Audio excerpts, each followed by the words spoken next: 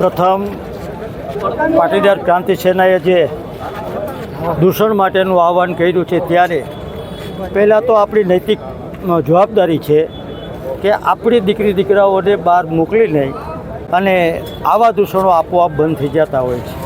ત્યારે માત્ર પાટીદાર સમાજની દૂષણ નથી, તમામ સમાજોમાં આવા દૂષણો છે.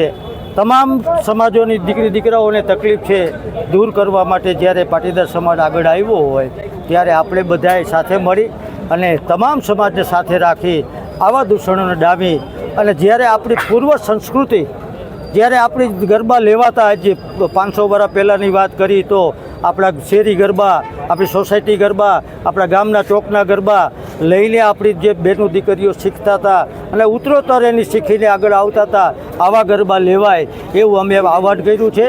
અને તમામ સમાજને અમે એક આહવાન કરી છે કે આમાં કંઈક ને કંઈક સંદેશો લઈ તમામ સમાજમાં સુધારો આવે એવી આપણે સૌ સાથે મળીને ચિંતા કરીએ. આપણે એક જૈન મુનિ ખૂબ જ ગરબી વિશે વાત કરે છે, નવરાત્રિ પછીની જે સમસ્યાઓ થઈ રહી છે એની પણ વાત કરે છે.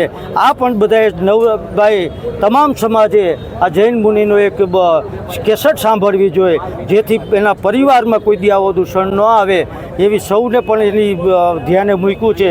ત્યારે આપણે તમામ સમાજોને વિનંતી કરી છે કે આવા દૂષણોથી દૂર રહી, દૂષણોને દૂર રાખી એવી સૌને વિનંતી છે.